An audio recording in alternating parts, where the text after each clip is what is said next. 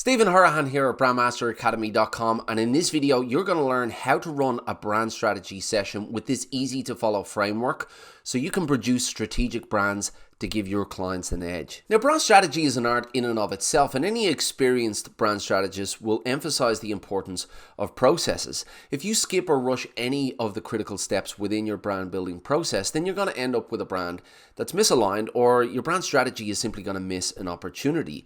The key to a well-developed and well-strategized brand is through the brand strategy process. It's through gathering that critical information and then using that information to strategize the best foot forward to bring the brand and the audience together. Now, in the last video, we went through the different approaches to the brand strategy session. We separated the face-to-face workshop with the remote brand strategy session, and we also went through the different phases of the brand strategy session itself, through the discovery to the research to the development. So if you haven't seen that video, I'll leave a link in the description below. But regardless of which approach you're going with, this step-by-step process will help you to run an effective brand strategy session. Now, phase one is the discovery phase, and step one is to schedule that appointment. So what you want to do is you want to be on the ball here with your response. Chances are that your prospect has engaged not just you, but others in the market as well. And if you're not on the ball, they will organize a time with somebody else, and that's the foot in the door for the other agency or the other specialist. Now,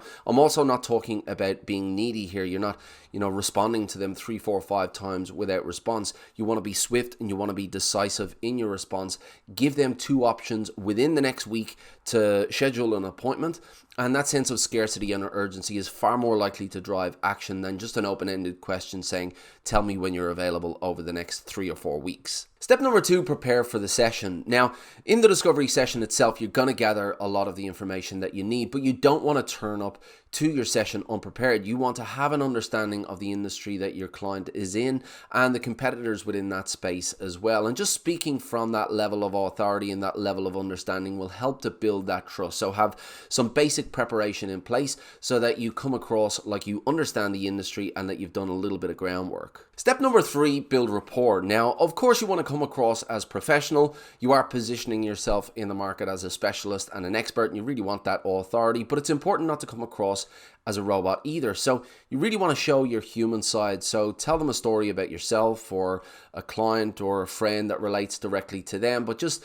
give across that human side to you so that they can see that you're more than just about business.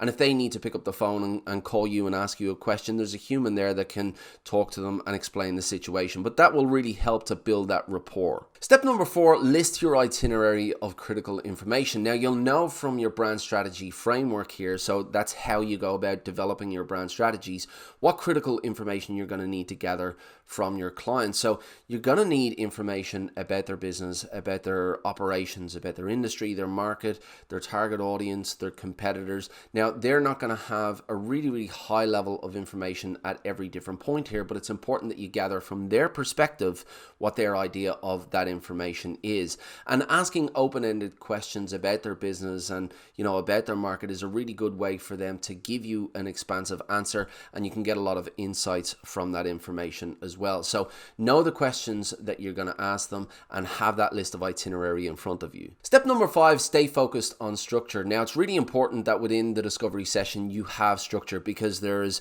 specific information that you need to gather, some critical information that you need to gather. And if your prospect is talkative, if they like to talk about other areas of the business that is not included in your list of itinerary, then they can sabotage that meeting. So it's important that you have that structure in place and that you keep them on track. But at the same time, you need to understand the balance of building that rapport and allowing your client to talk, as well as keeping the session focused. So find that balance and make sure that you stay focused on that structure. Step number 6, identify a lack of clarity. So you want to listen to the responses of your client here and look for ambiguity in their answers. Look for an element of confusion within their answers. So you want to really dig deep into what they understand about their business, about their environment and their market landscape, their competitors. And if their answers are vague, well, then that is a sign of confusion and a lack of clarity. So an example of this is if you ask about their audience and they only have basic information like their sex, their gender, their age, etc.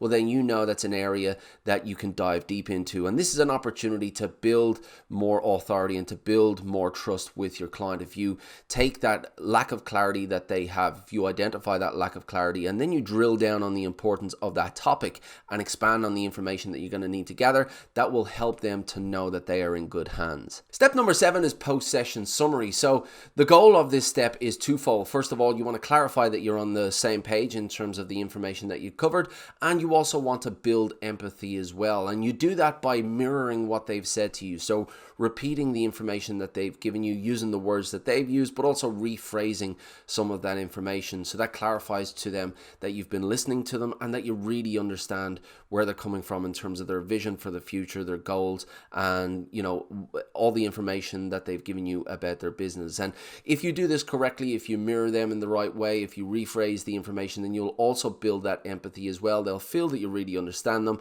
and that can help to build that rapport. Moving on to phase number 2, and we dig deep now into market research. And step number 8 is developing your audience persona. So you want to take the information that you've learned and that you've discovered through the discovery session with your client, and then you want to double down on that. So you want to dig a lot deeper and really start to build a clear profile of who this audience is. So you can use paid market research tools or use free software such as social media platforms, forums, and review sites, and dig into exactly who this audience is. So you want to understand their psychographics and their demographics, and then you want to drill down further into their challenges and their pain points, the journey that they're on to get to where they need this brand, to where they need this solution, and the emotional investment that they have as well. Step number 9, define your audience's personality. So you want to use the information that you've gathered in the last step and really start to understand the characteristics, traits, and personality of your audience. And then using the archetype framework, so this is the archetype framework developed by Carl Jung, you want to assign an archetype to that personality. Now, when you do this, you have a really high level understanding of their personality, and you can use this later to develop the personality for your brand. Step number 10, conduct a competitive analysis. Now, again, you need to understand exactly who your competitors are, and especially the most relevant competitors. So who are your direct competitors? Who are your indirect competitors? And then using, again, social platforms, groups, forums, review sites, really start to understand how your audience feels about the options that they have already in the market, how your audience feels about these competitors, because this will really uncover the strengths and the weaknesses of those competitors, which will help you identify gaps and opportunities. Moving on to phase number 3, and we're getting into the brand strategy development, and step number 11 is to start with the aspirations of your client. Now, within the discovery session, you will have had in-depth conversations with your client about their aspirations, about their beliefs, about their commitments and their values and their philosophies, and it's really, really important that you use this within the development of your brand.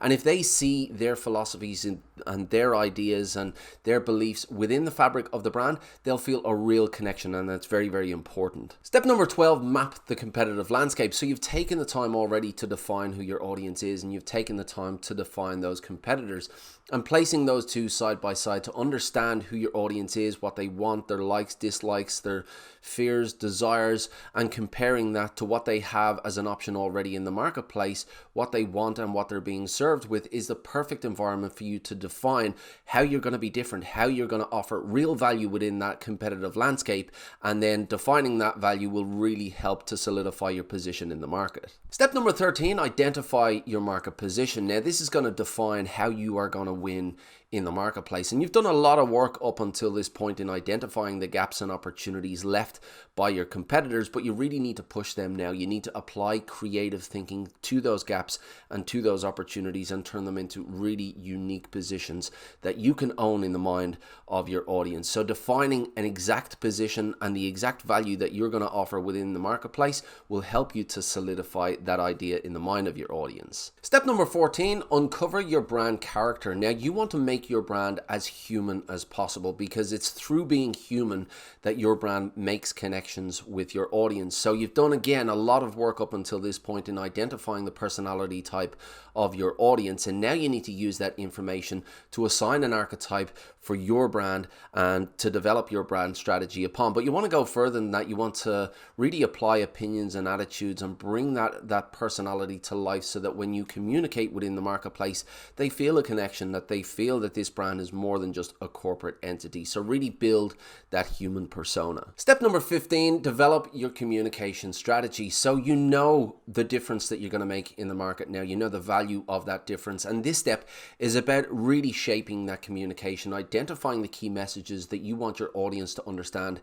about your brand so that you shape their perceptions. You shape the idea and the image of your brand in their mind so you can really own that position. So identifying those key messages, identifying the stories that you're going to tell. And again, the work that you've done within the audience persona really feeds into this, because the journey that your audience is on is the story that you need to tell. So really tap into the information that you've already exposed there. So this step is really, really important in shaping the perceptions of the mind of your audience. So really put the extra work into defining that communication strategy. But I'd love to hear from you. Have you learned something new in this video? If you did, please give it a thumbs up and hit that subscribe button and hit the notification bell as well. It'll let you know when I've got new videos coming out. If you want exclusive brand strategy techniques and tips, well then head on over to BrandBuildr.ai and sign up for the newsletter. It's free and I'll drop those techniques directly into your inbox. But I want to hand it over to you now. Did you learn something new from this video?